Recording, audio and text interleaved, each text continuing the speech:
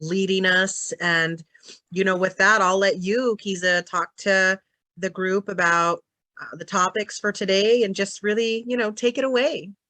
Awesome. Trinette, can you move us to our first slide? Yes. So I wanted to do just a walkthrough of our day today. So we'll steal from Hassan's great toolkit and do a check-in and talk about our community agreements just a bit this morning. I do want to kind of do like, how did last session work out for you? What did you learn about yourself? What did you hear from other people that may have inspired you or made you go, I'm curious about that?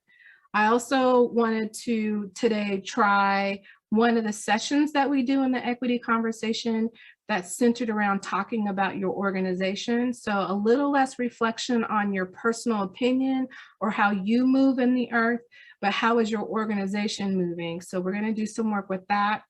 And then I'm going to have you go into a breakout and talk with Kim about your homework from your data session. So when she finished up, I believe she gave everyone homework and then she skedaddled and never came back. So the substitute teacher in me said, we need to go back and check on that homework. So we'll circle back to Kim for a bit. We'll do a report out and we'll try the Jamboard again. And during our session, I would encourage all of you, I'm going to give you the link back in just a moment, but I want to encourage you to go back and maybe add some information as we're going through any ahas or questions. And so my preference for while we're together is that this is a collaboration and a conversation. I actually don't call myself a trainer. I think I'm a person who has conversations with people and we learn through shared understanding. So I'm hoping we have that opportunity today. I'm actually really excited that Hassan is on the call today. So I want to say, woo, woo, Hassan. He's all over the world and somehow he made it to our call today. So I'm excited. And then lastly, I'm going to have some more you work for you all. So if we can move to the next slide. So just some reminders, we're going to follow, this is a good way to practice what Hassan and Kim has given us for tools, so we'll keep practicing them. So ground yourself with your bio poem and ropes and thinking about what are, how are we going to all play together nicely in the sandbox. I would also say allow the poem to assist you in staying grounded and present in this time. I think it's easy to be distracted by all the work we need to do, distracted by life outside of this 90-minute session, distracted by what we think we're supposed to be or who we're supposed to be. And I want to ask you all, please, to stay present and to just show up for this 90 minutes. We're in community. If you are triggered for some reason, present. And then you can also do a check-in. I'm kind of putting Amy and Hassan on the spot, but if for some reason you needed to, you could reach out to the two of them since we have them as a resource as well. And then just revisit Hassan's tools about self-compassion, flight, fright, or freeze to help you understand what you're experiencing and responding to in the moment. So again, these are practice moments for you to start having new healthy habits for your equity wellness, as I'm calling it, as we're moving forward. One other thing that I want to remind you all is it would be helpful to me, actually, because we're having a conversation, if maybe just even 2 or 3 people were willing to come on screen. I'm not very good at only looking at the black boxes. Thank you, Brenda. So it helps me not to look at myself. So if I could get people on, and I also see now, all of a sudden I see smiles, and I think we're in community, right? And I think for this time together, this is a company and a team that I'm a part of. And I think, why you're invited here is because you get to show yourself and be yourself. And we're gonna ask you to be one company today, one organization, one agency, one something today. And so doing that is about showing up and showing your face on the screen. So we're a smaller group. It's only 19 of us and maybe about 4 or 5 support staff. So a small group. So thanks If 3 more want to come on the screen, I'll take that too. So can we go to the next slide? And I'm gonna see if I'm good enough to grab the link. So the link is right here.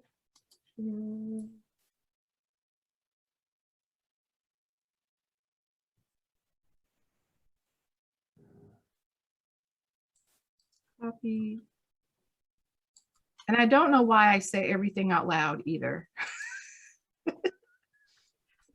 I just listened, like, why are you making them hear that? Sorry, everybody. Okay. Paste. All right. And the other thing is I need a job accommodation today.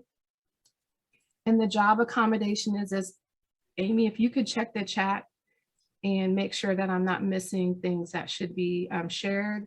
So for example, I heard hello to all, love the last session and engaging with all the great people in this class. And I'm curious if there's any additional comments about our last session together, the group work, the comments, the shared learning.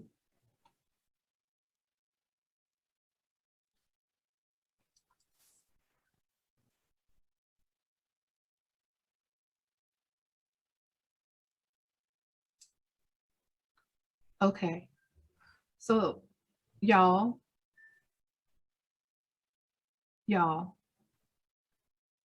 let's have a conversation. This is not a training. I'm gonna need you all to engage with me. So the tough keys is coming out today. So this is, if you look at me, then I'm gonna look at you, then you're gonna look at me, and then I'm gonna look at you.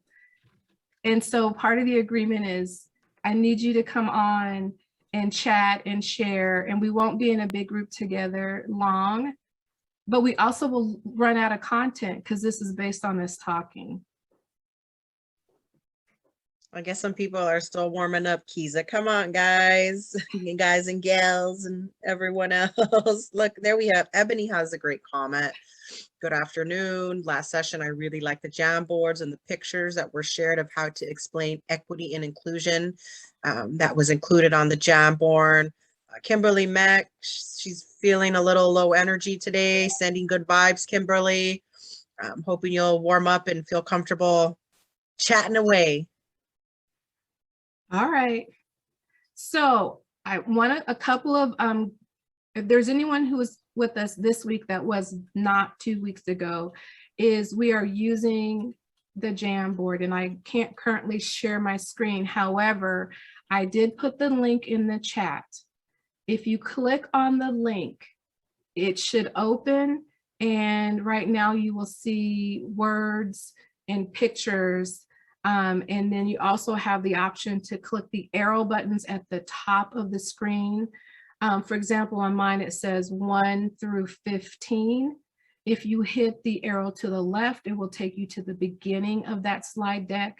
If you hit it on the right or click it on the right, it will move you forward. So you can take a look at what we've talked about in our first session. You may add to any of those pages, so you don't need to try to start one. You can fit yourself in where you need to. So if that helps you to engage while we're talking there, please do that as well. So let me try to get back to our screen now.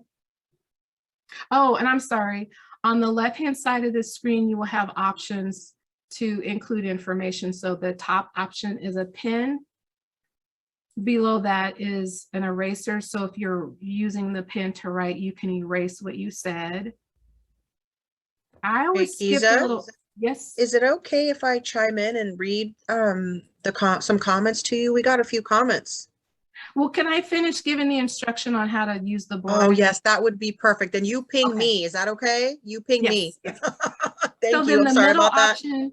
That's okay. If you click on the middle option, if you click it, it'll give you a sticky note, and you'll be able to type text onto the sticky note, and then you can place it onto the board. And then under the sticky note, if you click that box, it looks like a mountain. It will allow you to pick pictures either off of your computer or from Google Photos. So that is a way to navigate and add and contribute your voice to the document. Okay, so let's go back to what Amy was trying to guide us through in the comments, I believe. Yes, just want to thank everyone because people are warming up and sharing some comments. So let's see, we have some folks that are eager to learn about what's going to be discussed today. We have some others talking about liking the Jamboard, but expressing a little concern because the app is not accessible for some people with disabilities or certain types of disabilities. And then there's another comment from Kimberly just about turning on the cameras, but also having a conflict with potentially maybe the ASL interpreters. Brenda mentioned that she put all her comments on every page of the Jamboard. And then just Kimberly's just kind of building upon some of her comments initially about those specific experiences. And that's it. So I caught you up with the chat. Take it away, Kiza. Thank you, thank you. And Trinit, can we go to the next slide? And I wanted to acknowledge what I'm hearing from Kimberly. I really appreciate the advocacy. I also appreciate the viewpoint because I don't have that particular disability that allows me to maybe not, I have better access than some other people. So I appreciate that feedback.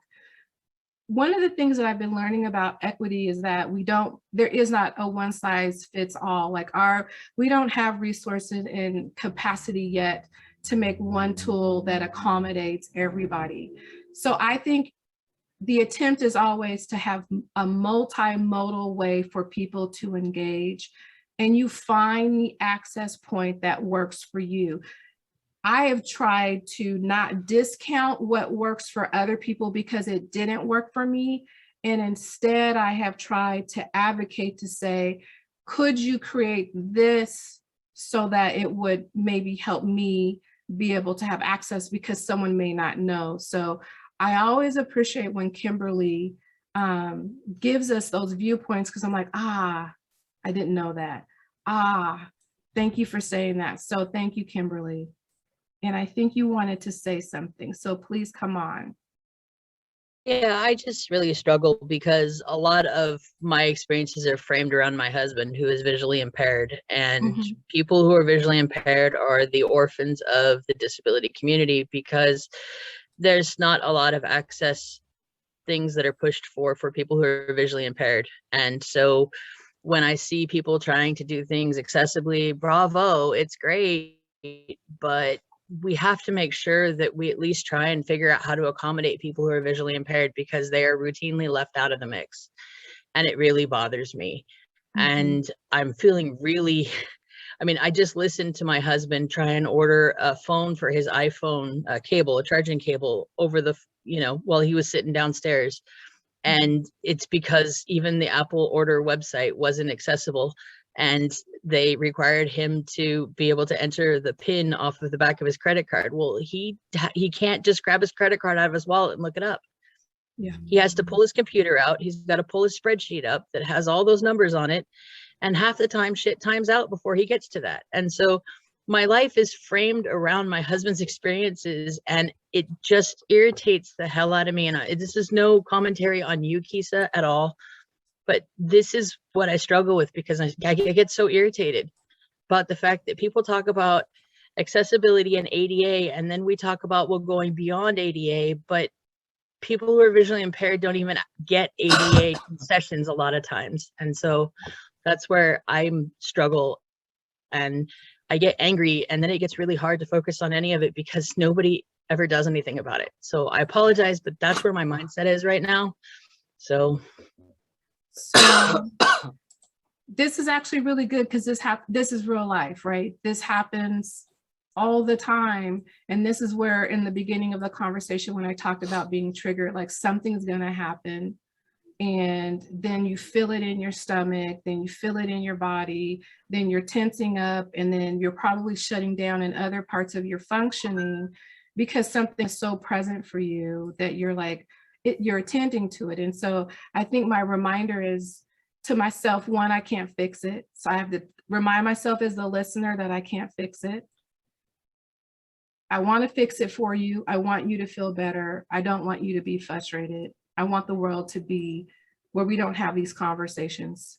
So there's that piece. There's the other piece that wants you to breathe. I want you just, we talked about that. I want you to breathe. And I want you to figure out what it'll take for you to be present in this moment so that what we have as a group to share with you and to learn from you, you can be in that moment and access what we have to offer. It is not being dismissive or not wanting to offer more. I may not know.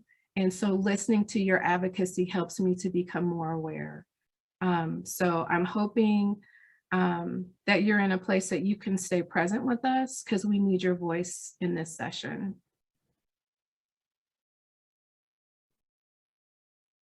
Okay.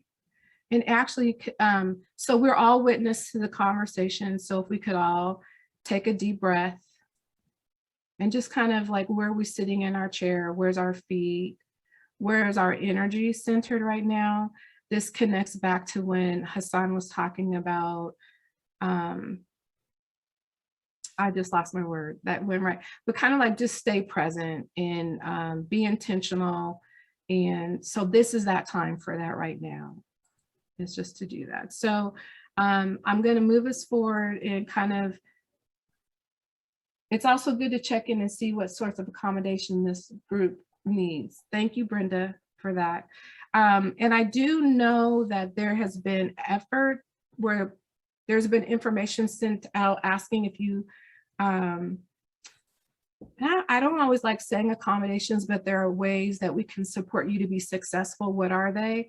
And oftentimes that information doesn't come back. So since we do have a few more sessions left, it would be helpful for me to be my best for you if we could get an email clarifying what additional strategies we can employ to help you be your best self as well through these calls.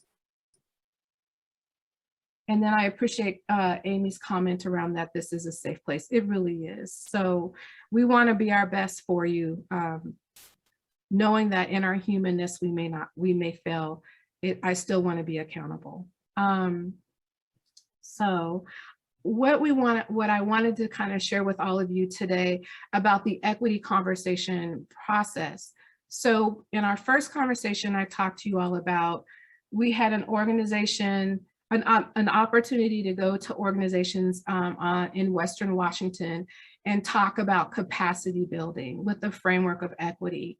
And it was my intention to talk to people about how are you creating, which is really interesting, how are you creating space for people to feel like they belong? So how are you leading and asking and learning and collaborating with the people that you work with to figure that out, right? Because we don't all have the answers. So I didn't say this is on diversity, equity, and inclusion. I talked about capacity because it means different things to different people, and their experiences vary from one agency to another. So it's like, from where you are right now, let's frame your experience as a job seeker and ask, what are your gifts, your strengths, your capacity, what's working, what's not working, what are your hopes and dreams and possible futures? What was so powerful, and I even just saw it yesterday, is that people move from a place of complaining about like, this doesn't happen or that doesn't happen, to a place of seeing potential beyond where they are today. And then also understanding how they could be a part of that story about how we move our organization forward. What I was hoping to do with all of you today was to talk a little about just some key things that I learned from that, and then to give us an opportunity to do that in a breakout where we could get into smaller groups and that we could practice thinking about our own organizations, and kind of like you would be speaking, like I would say my organization is great at training or community building or facilitating workshops. So I would say those things about my organization, but we would have a collective voice about what's working, what's not, gifts, strengths, and capacities. So that's the attempt. We're going to try to do that with several different people in different ways of hearing and understanding information. That's the intention. So I had a couple of notes that I better go back and make sure I got out of here. Collective conversation. So the purpose is to get everyone involved in celebration, learning, and creating solutions. So not just venting, but how do we do the celebrations and acknowledgement? And it comes from all levels of the organization. So I tend to be a boots on the ground person. So I'm not an executive director. I'm not a senior program manager. I'm actually at an entry level, even though I've been in the field for 18 years. But in this organization, I'm new, so I'm at the bottom.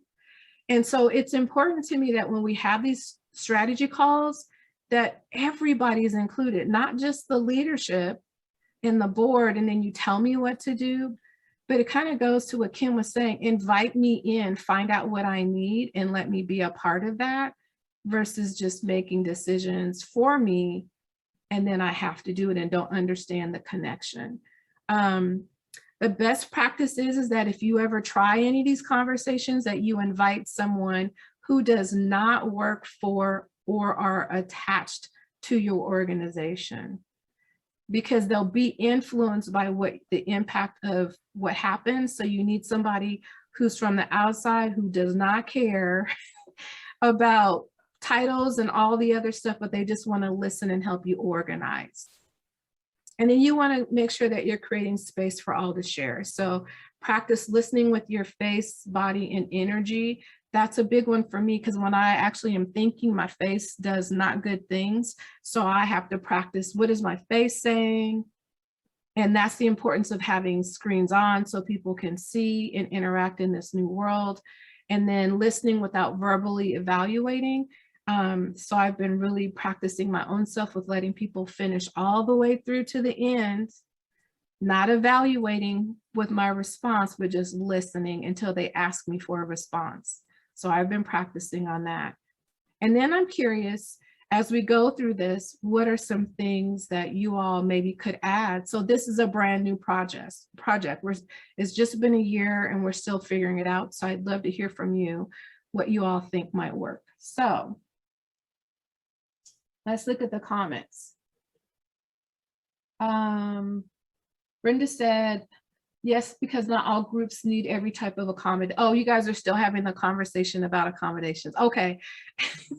I'll continue to let Amy and Chernet kind of like guide that process on the back end. And Chernet, can you move us to the next slide? And Kiza, while you're waiting for the slide to be moved, Nita just wants you to know that she sends her apologies because her camera is working. So I think the need or the desire to turn on her camera is there, but it's just not working. But you know what? Can I just say, as a facilitator, I appreciate that. So thank you. Thank you for the support. I appreciate that. So I did not have an opportunity to talk to Chernet before, but I think he's pretty good at this now. And so I'm hoping that he can put us into a breakout. And we actually could use 4 with an option, so that people can choose which one of the groups they would like to go into. So the first one is what's working. So that group would be talking about what's working for your organization. The next group would be what needs to be learned, or I like to say what needs to grow. I try not to say what's not working, but what do we need to grow? Another group is going to be hopes and dreams. So what are the hopes and dreams for your organization? Where would you like to see yourself? And then there's the last group is on possible futures. So that's starting off with like wise will. So you're kind of stating out who you're going to be or what you're going to do. You're kind of making, you're declaring that this is who we're going to be in a year, 2 years, or 3 years. So those are the 4 groups that you can choose from to go in. If we could have 10 minutes, then we'll have, if everyone could take an opportunity to talk about the topic, and everyone remember to listen as best as you can. And then Chernet, can you go to the next screen, the next slide, excuse me. Yes. So here were the instructions. So remember to take a picture. Please turn your cameras on. If you're a listener, please try to just listen. Please tell your own story, and we'll practice for 10 minutes. So I'm going to pause for a moment and give Chernet an opportunity to catch us up. Or Donald. I'm opening the rooms now. It's for 10 minutes, no, Kisa? Okay. Yes, please. Okay, it's open now.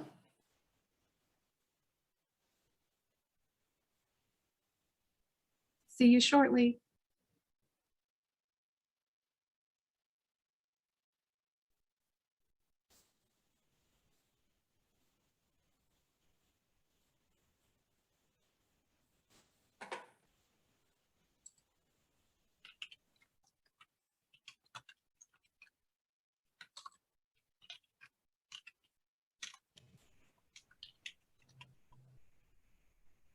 Hey, Kisa, I always have issues with this. How do we move to the group? Because I don't ever see the groups come up for me. Oh, thank you.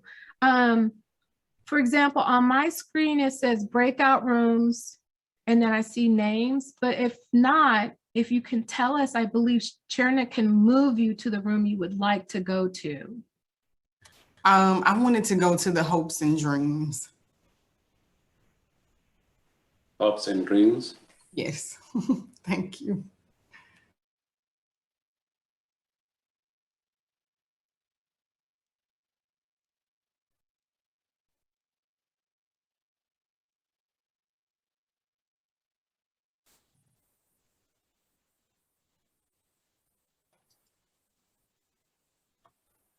Yeah, I just assigned.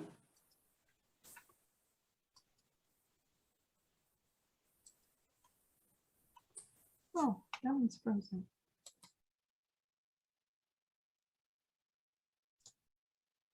This isn't the one that I'm supposed to go lead, is it? No, I was just gonna Okay. say, Kim, I was just gonna talk to you through. So no, you are gonna, we should have one more and that'll be you. But you Okay. actually could just stay, we could just have you stay in the room. I think that might be easier. We'll just keep you in the room for, is it 15 minutes? Is that what you needed, 10 or 15? Is that a yes? Yeah. Okay, sorry. I don't have my glasses on and the screen is so tiny. Okay, so we'll keep you in the room.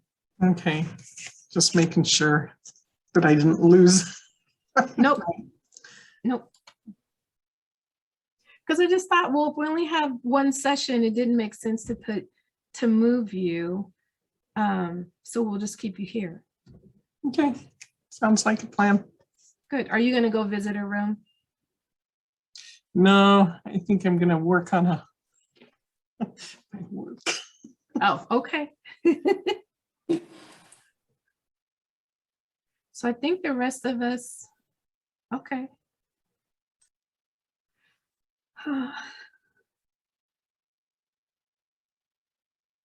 In group 4, it's only Sarana, actually. There's only one person in group 4. Yes.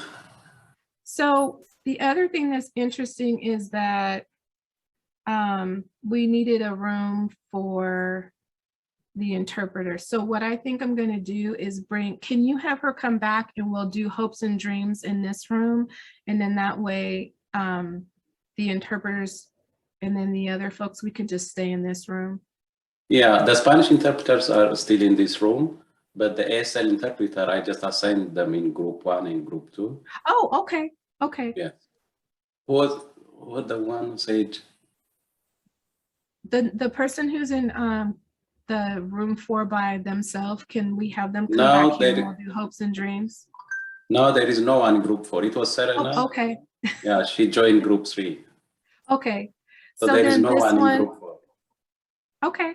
So maybe in this group, I don't know if there's anyone who might be willing to turn their camera on, because I'm not sure who's an attendee and then who is a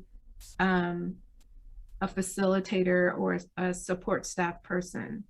Nitza, Estoy aquí, Chernet. Kim, Hassan, you, Amy, Okay. and the Spanish interpreter. Chernet, I have problem with my camera. That's okay. I'm in an old laptop. Oh, Nita, that's okay. So I guess we can pick one in our group. We can do Possible future because there is no one there. yes, Group we'll do 4. possible futures.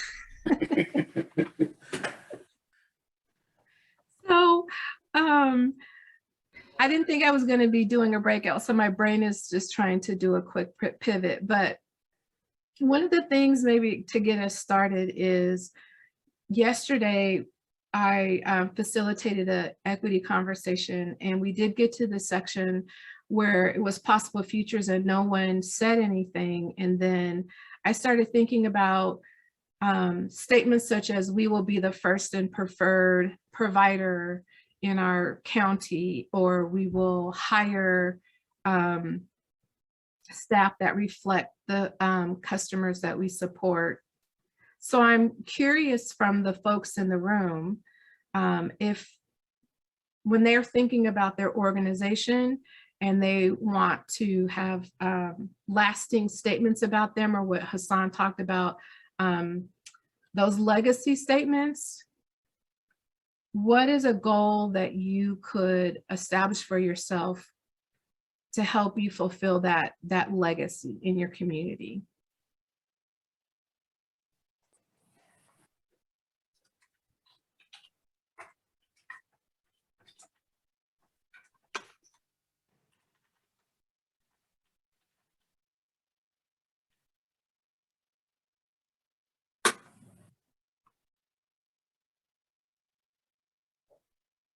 And Amy, you're more than welcome to participate.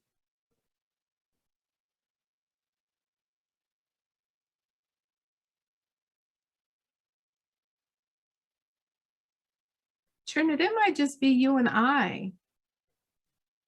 But I see in the room, in this not assigned or stays in this room, Nitsa, Kim, and Patricia, and the other So guys, sorry, real quick. I'm not sure if you can see Nita's comments, but she's saying that she wants to be in hopes and dreams and she can't move to the room. Oh, I didn't see that. Thank you. So move her over to hopes.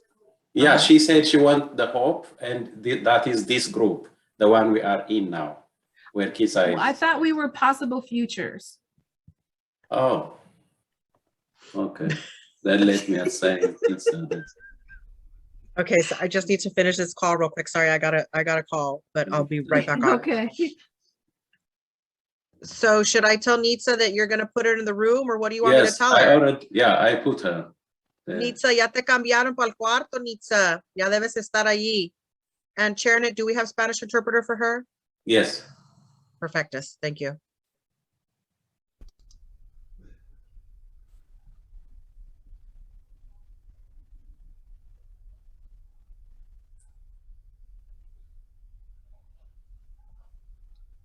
Hi, Crystal. Did you want to stay with us, or did you want to go into a group? Just going to stay right here, just because this is the main group or the main session. Okay, because there's no other attendees in this group anymore for discussion, but I wouldn't mind giving you some focused conversation time if you want to maybe talk about your organization and what you all are doing around equity. I'm actually the captionist. I'm just providing closed captioning for the session. Oh, I'm sorry. I can't, you know what, on my end, I can't see that. So thank you. I apologize. No, that's totally fine. Are you guys going to come back to this main room right here in 10 minutes? Okay, I'm just going to wait here until you guys all come back. Oh, perfect. I think I just wanted to make sure you were not being ignored. So thank you. I'm not. No, I can put you in group 2 if you want.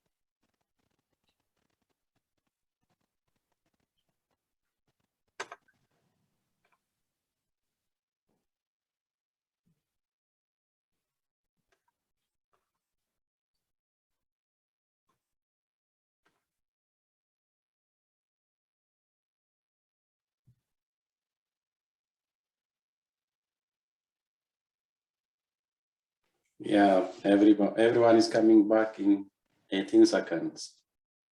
In 8 seconds? Now it's 12 seconds. Oh, that felt really short. Yes. Oh, We that gave was 10 quick. minutes. Yeah. Probably just as they got started, they were having to stop. Progress.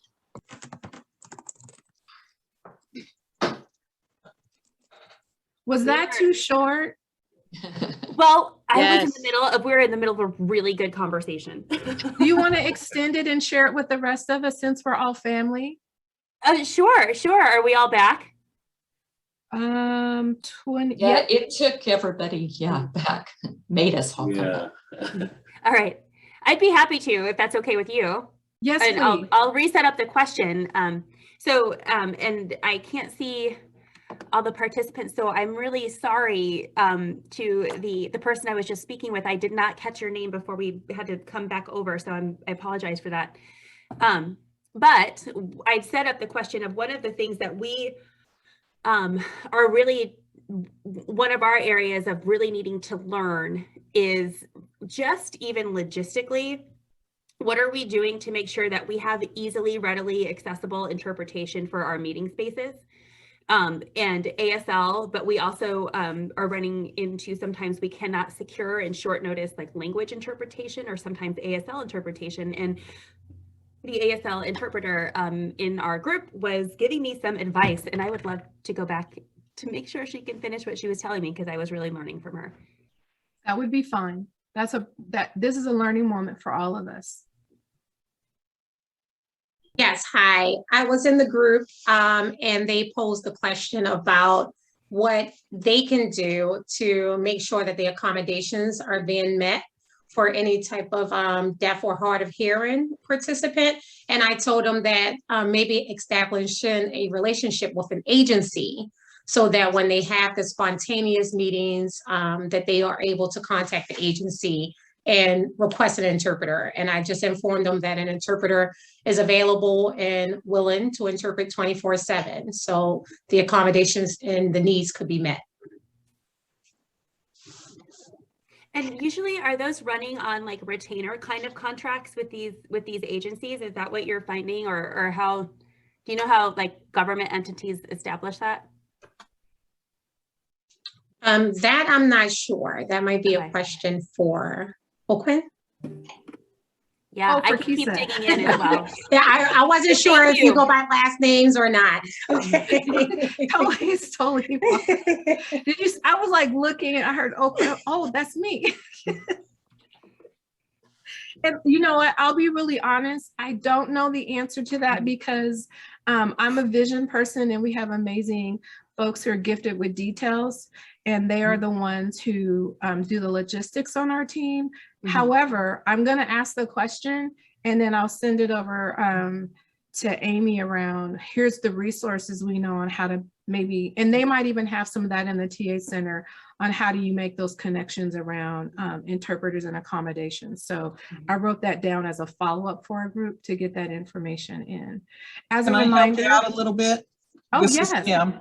So our organization, we use a couple different providers. One is Language Line, which does on-demand interpreting for different things. We also use interpreting service, which is based upon the service provided. There's two different ones. One which is a little bit higher for when it's on demand, and one where it's scheduled. And that's, I want to say it's a VIA. I see Kimberly Meck probably has her hand raised, so she probably has some more. But there's quite a few different ways out there to gain those interpreters, whether it's for deaf or blind interpretation. We have different things within our organization with like Ubiduo. Their brand new one is so awesome to utilize. Some people utilize those very well, other people don't. You also have to remember too, the first thing that people think of when you're talking about hearing, which I'm a person that's passed the deaf test, that not everybody knows ASL. And so captioning is so important for me, and acoustics and different things like that for me. And so sitting down and typing with the Uber Duo back and forth is somewhat something helpful for me for when it comes to transcribing or captioning. And so those are some things, but language line, and then just different interpreting services that's out there. And then we had explored at one time hiring somebody that did like a per diem, which we did find somebody that we did for a while for per diem, and paid them individually, because, and I know people are through different services. Sometimes their fee is lost within the whole company thing. So, but then there's some security with having a company that if the person doesn't show up, that you have other people to fall back on. So there's pros and cons with all that you go along with. So that's my take on it. And I see Kimberly Meck has her hand raised too. I got it. Thank you. This is Kimberly. I just posted the 3 links that we use. So BoostLingo does video remote interpreting. They are awesome to work with. They're nationwide. You can use them for anything. We typically in state, because we've got the Hearing, Speech, and Deaf Center, we use HSDC, which again is the Hearing, Speech, and Deaf Center.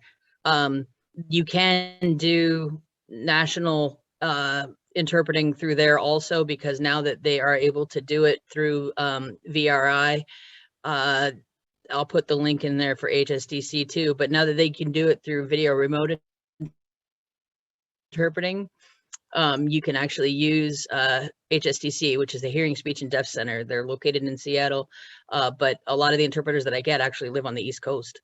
And then Language Line, you can do on demand. They will do over the phone, so you can have immediate translation over the phone if you call in, but you can also do language translation. I can't remember what it's called. There's 2 kinds of language translation, and I don't know if the Spanish language interpreter could help me out with the terms, but there's 2 terms. There's one that's at the same time, and then there's one that is, I can't remember what it is. Can't remember the words. I'd have to look up my email, but Language Line, anyhow, they can do it via Zoom or any online platform, or they can do it over the phone. And then ACS Captions, they do an amazing job. They do all of our captioning for all of our CART transcription for anything that we do. And not only can they do English CART, but they can also, I think they've got 5 other languages that they can do CART in as well. So there's my resources, and they're all national, that you can use. And I'll throw the one in there for HSDC. And when we switch topics, I'd love to talk about what we were talking about in our group room. Kimberly, go ahead, because I was just going to make that pivot. So go ahead. Okay. So what we were talking about was, we were talking about what are the hopes and dreams, and I basically listed off, well, here's my hope. And one of the things is staffing. And, you know, we're talking about the idea of coming up. I mean, I've got 3 open positions right now, and I'm trying to figure out, well, how the hell do you recruit people who are different ethnicities? I mean, our organization is white, like not super white, but like white.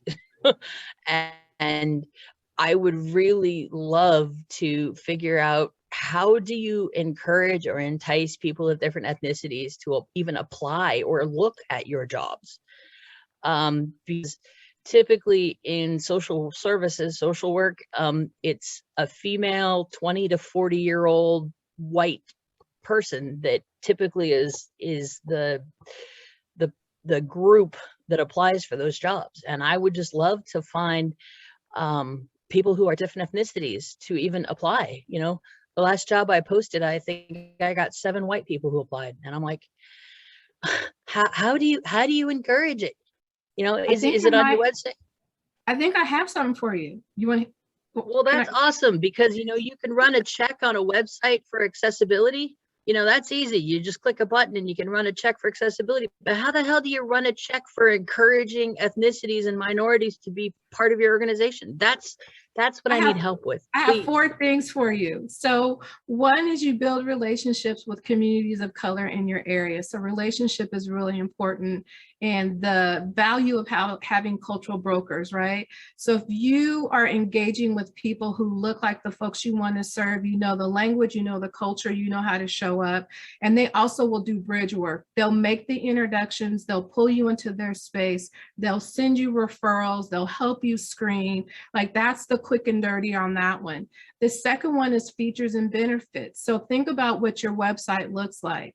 So if they look and it looks pretty homogenous on the screen and the person that you're trying to recruit doesn't match that group, then you want to think about, how do I diversify my screen? So if I don't have the people, what are the activities? What are the organizations? What are the festivals? What are the fairs? Where's the in-school events? What are the other things that you're connected to in communities of color? Because that's this reference point that you can show, hey, we're connected. We're trying to get there. The other thing I would say is, what are the features? We all want to buy a Mercedes, right? We want to work for the company that's moving forward. So I would think about, how are you selling your features and your benefits of working there? That doesn't matter. Like, anybody from any walk of life wants to work in a healthy and vibrant atmosphere. So one of the beauties of using these conversations is, if you give strengths and capacities and you have all your existing people talk about why they still work there through COVID, right? Through COVID, I stayed here. I didn't stay home. I showed up. You start to get that story, and you plant that story in your marketing. You plant that story on your website. You plant that story when you go out and you do advocacy. We often, as advocates, will tell our story of frustration, and we forget to tell the wins.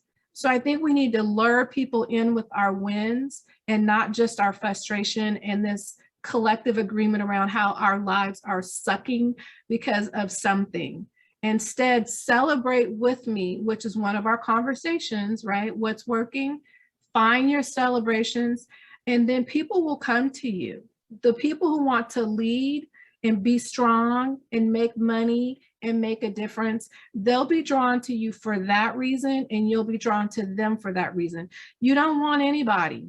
You don't want anybody that just shows up with some melanin in their, or extra carbon in their skin, and then you hire them, because that'll be worse. That's the worst thing you could ever do. Don't pick people on a label, pick on their capacity to be an excellent employee.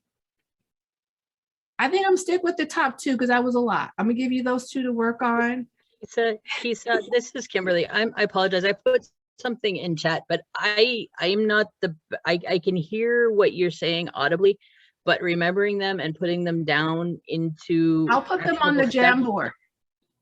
I'll put them on the Jamboard for you, and then I also will email you as well. That'd be awesome. Yes, email would be perfect. Thank you. Thank you. And Kimberly, one more just comment is that I believe ChairNet after every meeting, a few days after, sends the group the recording to the meeting, so you can always go back to the recording as well. Well, one of the things that I have my executive assistant do is take notes at every meeting, because I'm not even the best at writing notes down. So that's how I deal with it. So if I can see it in writing, it really helps me to process. But thank you for that suggestion, Amy. And if I really ever miss something and haven't asked for it to be written down, I will remember that. I appreciate it. And Kimberly, then I will cheat and give you number 3, phone a friend. So you're not in community by yourself. You're not siloed. So call. I'm in the state of Washington. You get to call Kisa. You get to call WISE. We're all about employment, right? So we will talk to you about how you need to do that. But you phone a friend. You don't have to figure it out on your own. I think is the other thing. I ask people all the time to help me figure out how they did it or who's doing it well, and then talk to those people. So I think about it as, you know, we're in supported employment and we think about job development.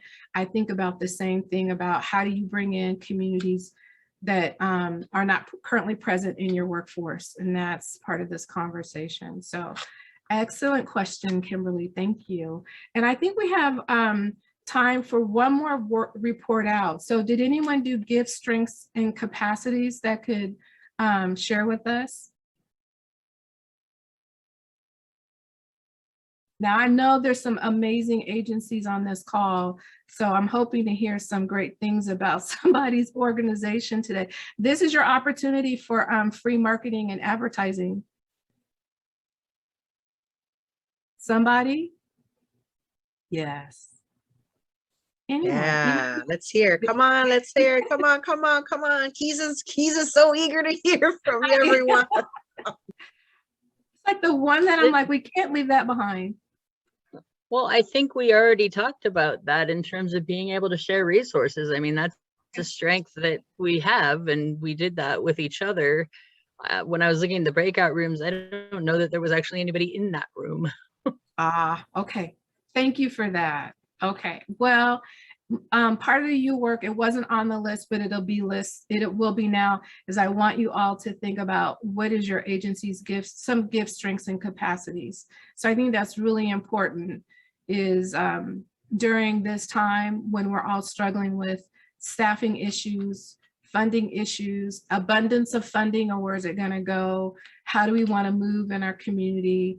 Thinking about what equity needs to look like for your organization, like all of those things that can be overwhelming and you don't have answers to, you do know how great you are. And so even if you took 5 minutes before you walked away from this conversation and you wrote down 3 things that makes your agency great, I think that's important. I really do. I think we focus on problems so much that it's become a struggle to talk about what we do well. And so I want to encourage you and implore you. I just used a big word right there. That was for Serena, a big word. She always uses really long sentences. I'm aspiring to do that. So Amy, give me a heart. So what I wanted to do is say thank you. First of all, is thank you for being on screen, for sharing your stories, for listening to other people. And I wanted to take a moment for Kim Gibson to come back on screen for about 10 minutes, 10, 15 minutes, and circle back around the data you work that she sent to you all in a while. So I'm going to drop off the screen and hand it back to Kim. Okay, this is Kim. So everybody got that little homework assignment. I'd be interested to have some of you guys kind of share with what you found within your organizations, maybe your gaps. Let's talk about the gaps first. Did everybody do the homework?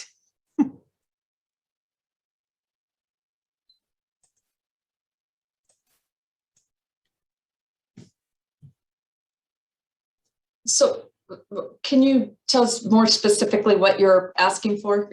Sure. Okay, so when you went, the homework assignment was to take a look at the data and compare it to your consumers or your people that your clients that you're serving, and compare that with your population in your local area that you're serving. So like for us, we have our 12 metro counties that we serve.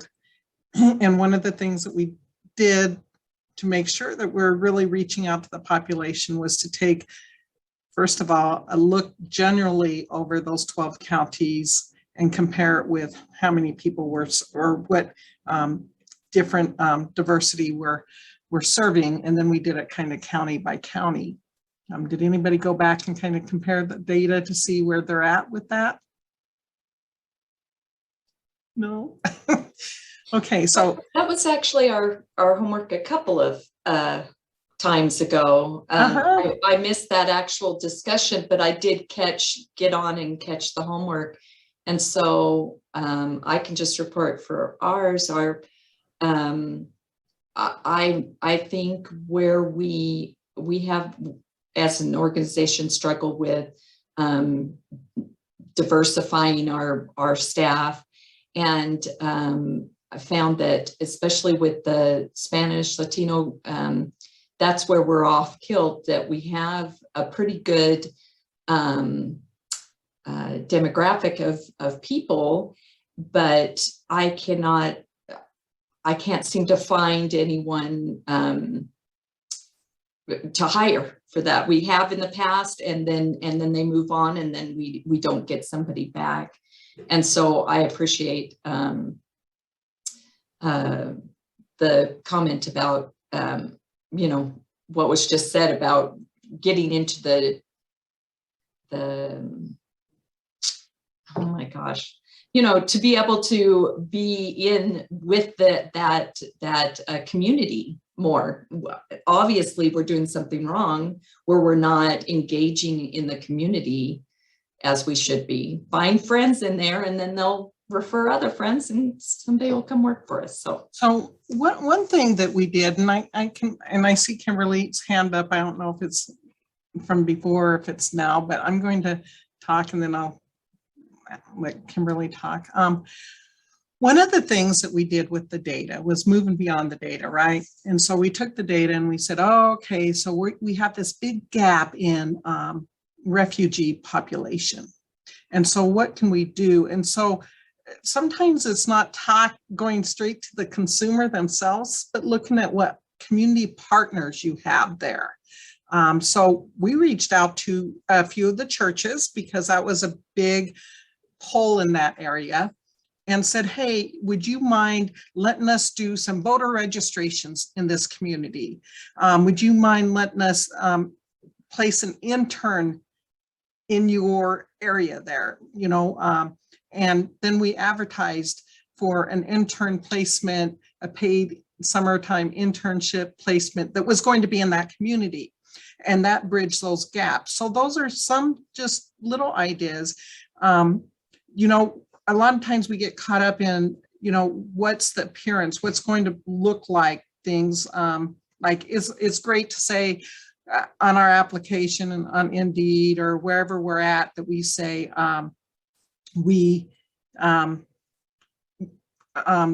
different diversity, people of color, BIPOC are encouraged, different minorities are encouraged to apply, but that's not going to go anywhere if you don't have those connections. So I think that many times the perception is, ooh, let's dive deep into getting to the individual. But what you really have to say is, what community partners are out there that can help me pull in those things. So one of the things that we reached out, we noticed a lot of Latino population that we were missing, Hispanic population.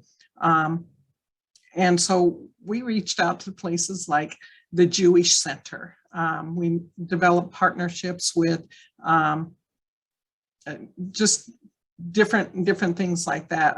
Especially when you're talking about perhaps Latino faith is a big part of the culture. And so Catholic churches, we reached out to those to ask if we could set up different things in their community and pull that in. But also, like I said, did internship placements into the community and advertise that we were paying for that. And that bridged that gap a lot for us. So, so when we're talking about, let's take the data from beyond and moving it forward, that's what you have to do is start reaching out to the community themselves. And one important thing that's really important is we get so engrossed in in wanting people to do things that we forget that we should pay them to do things, whether it's promoting webinars or having different sessions out there. I do a lot of community service, and I'm sure other people do too, but that offer should always be there too. And then bringing what's your website look like, and using that data to say, oh, okay, well, it looks like my website's focused on only white people. What do I need to do here? Or it's focused only on African Americans. What do I need to do here to pull that together? So all that kind of thing, because one of our areas, our county, we had hardly any services to Caucasians.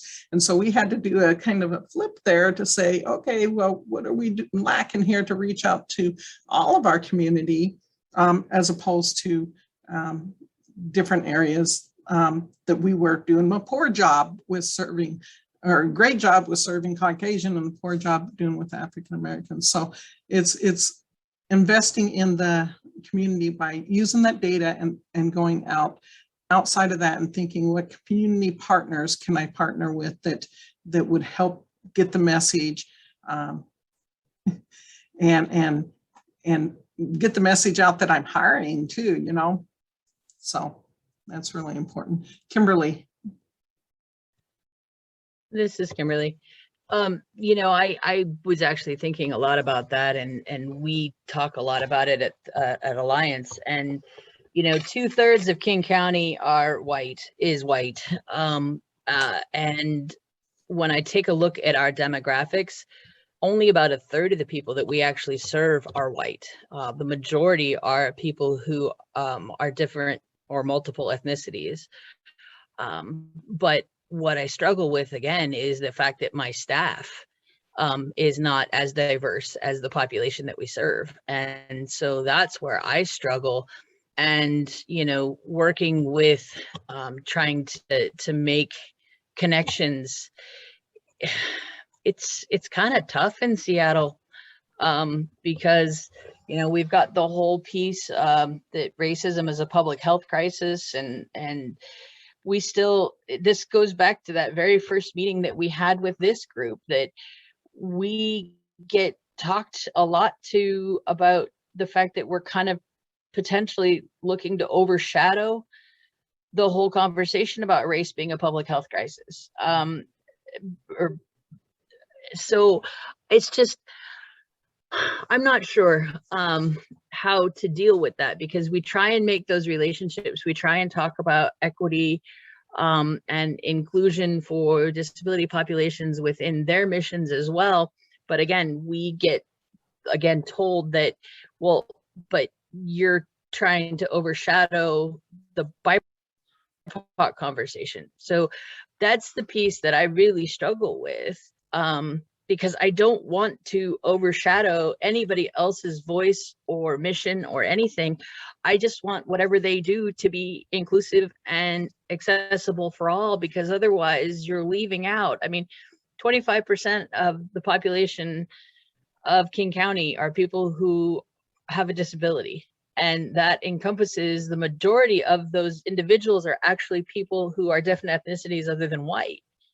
And so when you're trying to uplift voices for BIPOC groups, if you're not doing it accessibly, then you're not including even all of those individuals. So that relationship building is a struggle sometimes. Kimberly, so two things. One, I want to be mindful of our time, and I think Alyssa had her hand up, so I apologize that I kind of truncated that response from you. So let's connect. So that I think there's so much to be said, and you have so much to offer. And as a person who's in King County, who happens to be a Black woman, I don't identify as being part of BIPOC, but as a Black woman, I would love to have a conversation with you and see how I have partners who can maybe partner with you to help move you forward. So again, my apologies for moving us forward to give Alyssa a moment, but I'm offering that I want to partner with you. Thank you for that, Chissa. This is Kim. And so Alyssa. your hand was up. Hi, hello everyone. So in our community, things I focus on is when you look at the rates of disability in other countries, it's generally 20%-ish. But if you look at the rates of disability, people on like SSI, SSDI, you're only talking about 6-7%. So there is a huge percentage of the population that's generally not accounted for, but exists, that's above individuals who are just on SSI, SSDI. And then you look at the populations for your area, like we were told to do for this. I didn't see that email, so I just did it. We have a large Indigenous and African American population here that requires more outreach for us to be more inclusive. I've been doing that a lot, many people in our organization reach out to the different Indigenous populations, Spanish-speaking populations, Latino. It's really quite fantastic that we have the opportunity. Our local school here at Humboldt State University, Humboldt, California, has MSW program, Masters of Social Work, that's focused on Indigenous justice. I got my master's there, and I have two main projects right now that I've been doing to try to reach out more. I have the contact information and the information for reaching out to 10 different Indigenous tribes that exist in this local area. Huge Indigenous population, love it, so happy. But reaching out is, you got to be careful. I mean, the generational abuses that have gone on are pretty high and still quite recent. So it's like, I'm just trying to just reach out and have fun. Like, hey, come do our holiday card competition. And then also something I've been thinking about for a while and building it so that I have a better understanding of needs for people with disabilities is doing an advocacy collaborative, where it's people who are peers, self-advocating, peers advocating, professionals, peer or not, that advocate for all the different needs of individuals with disabilities, so we can get kind of like a community needs assessment. There aren't a lot of outcome measures for, ensuring that quality of life is accounted for. And with California, or even nationally, the Centers for Independent Living, I've been looking into that for a while now, and there are none. So I'm like, okay, how do we be more accountable that we are raising the quality of life for the people that we are serving, and therefore are, serving in a way that we need to serve, and it just keeps bringing me back to this collaborative. We have to get some sort of a base together to include all of the different advocates from all over Tri-County area. But, I'm starting off with Humboldt, and see what we can create so that there's less people falling through the cracks, because like a lot of you probably know, people with disabilities, a lot of them, people do not like to serve. They just aren't popular. So I'm going to stop. I hate to cut you off, but I know my time's running out. So I want to answer a couple of different things, or maybe have you guys think about this. So one of the things we do for Disability Link, another thing that you kind of topped on is we're actually an agency that's certified to do peer-to-peer training for all disabilities. We did a program with the mental health and received recognition and did this program years ago. So we go all over the country to do it, but we do it here at our center, and we invite our consumers to it, to do the peer-to-peer. So we utilize those individuals for the peer-to-peer support to go out into the different communities, their friends and neighbors and stuff. Some are volunteers, some are paid peer supporters. But that whole concept of training people to be peer supporters and training people with disabilities to be peer supporters, to be able to acknowledge their own strengths is something that is so essential. Like I said, we provide that training nationwide, but it doesn't mean that people, excuse me, can't do their own peer support trainings. It is important that you identify with the different populations using the data first as a basis, and then going out there.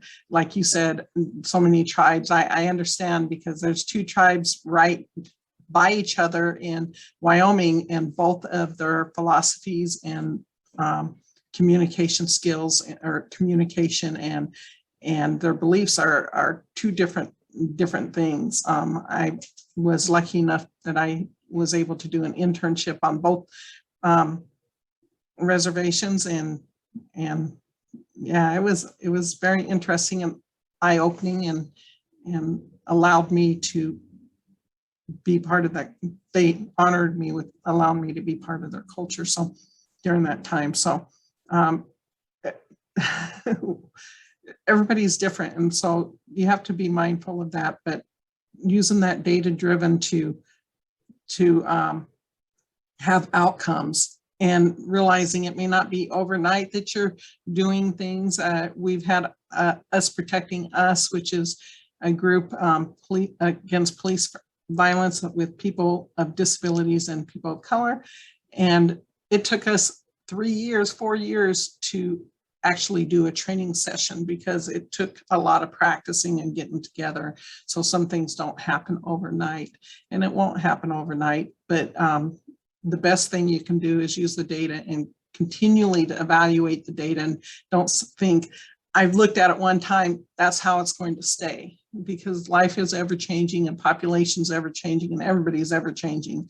And just trying to remember to incorporate that data in your practices, in the way your agency looks, with the websites, with when they're walking in the door, to the staff, to the signage, to everything that there is, that everything that you think about a person with a disability, you're thinking about other people, whether it's religion or whatever it might be.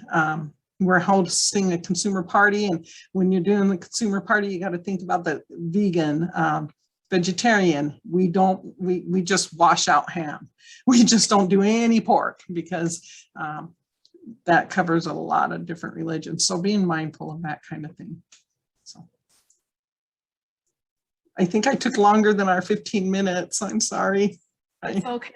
You know, the gift of facilitation is really working with what you have in the room and being sensitive to where people need more time and shifting. And it, you know, I don't own the conversation. I don't own this time.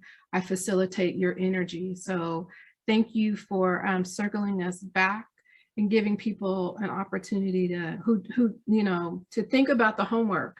And if they didn't get an opportunity before, they can go back now, go, oh, I'm hearing it for a second time. I can go back and I know how to use it this time. So thank you for coming back, Kim. I appreciate it. My and it's pleasure. nice to have your face on the screen besides mine. Trina, can you move us forward? I think we're actually doing really well. And then one more. So that was you. Rewind. Let's talk data with Kim. Then one more. So I wanted to talk a little bit about your toolkit. So in my line of work, I always wanted, like, when I leave, what am I leaving you with? And what are you taking with you? And so I wanted to maybe just have this conversation around, you've spoken with, or you've listened to Hassan and engaged with him. You've heard from Kim twice now about data. And then I've been bugging you about coming on screen and talking about equity and what does it mean for yourself and for your organization.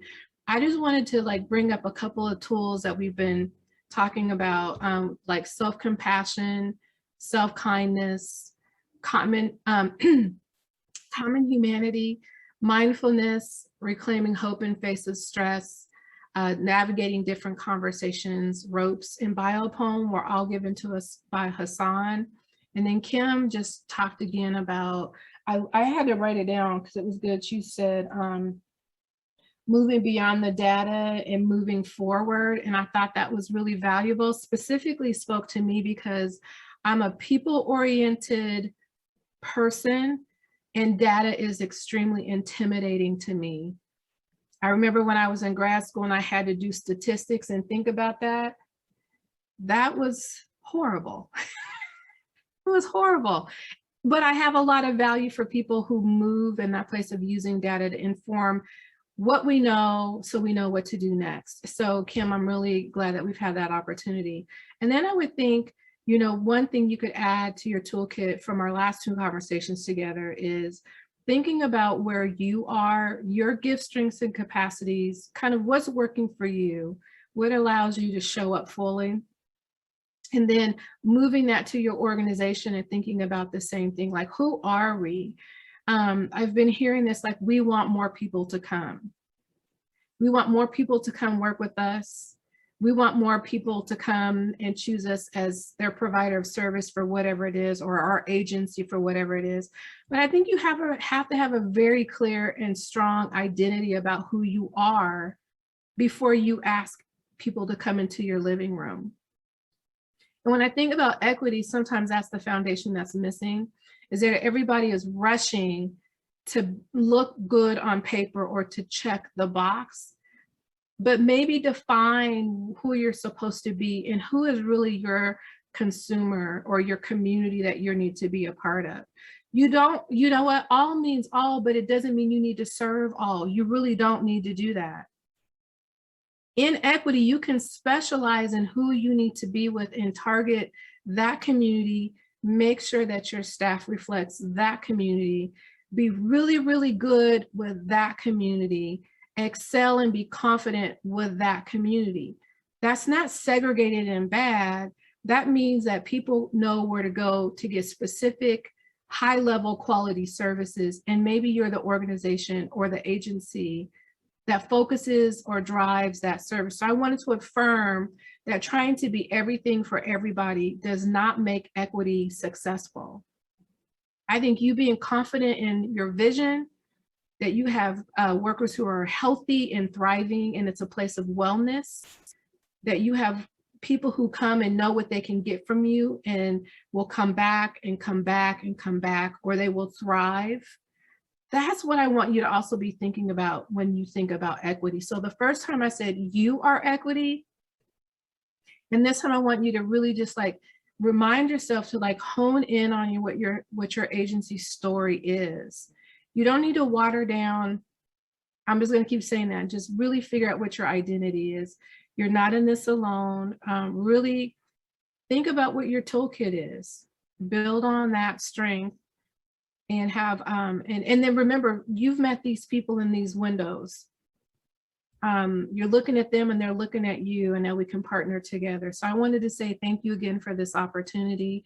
I think we have one structured session left with me, and then we're going to kind of do a wrap up, but I wanted to give you a heads up that the expectation in our last session is that you all kind of come with what is the next step for you.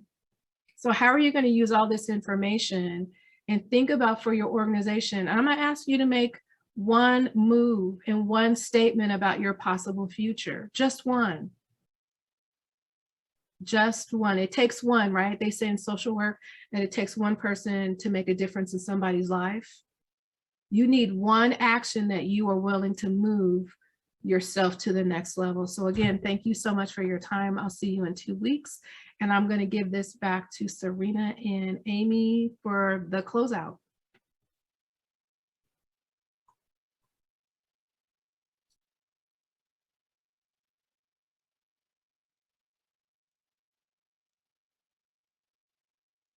Okay, maybe I'm not going to give it back to them for the closeout.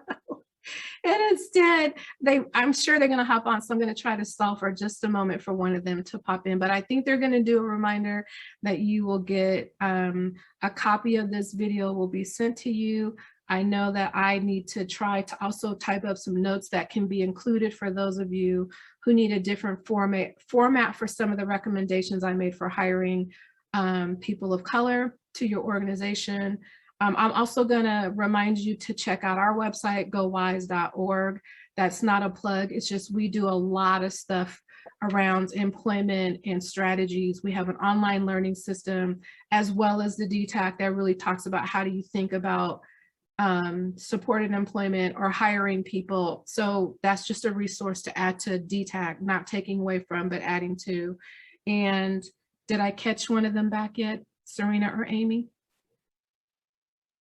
Okay. Yeah, you're right, Kisa. I will send the video, the link for the video recording as soon as I'm downloading it. Okay. To everyone. Yeah. Well, maybe we're giving back free time because I don't see Amy and Serena. Yeah, I think. And Chernet and I, so we're gonna shut down the house today, Chernet. Yes. We're gonna give them 7 minutes to think about their three, so my brain just did its thing. Their three, what makes your organization great, or your gifts, strengths, or capacities. And I said, at least come up with 3. So you now have 7 minutes that you can ponder on that subject for yourself. And I will check in our next session, or you can put it on the Jamboard. Bye, everybody. Thank you. Bye. Bye-bye.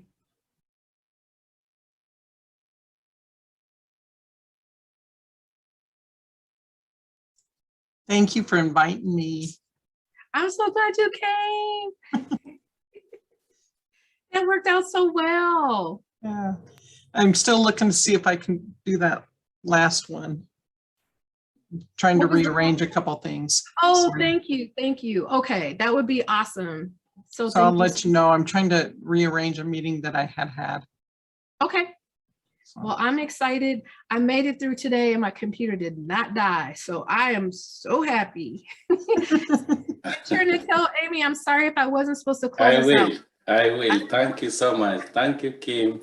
Thank you. Bye-bye. Bye.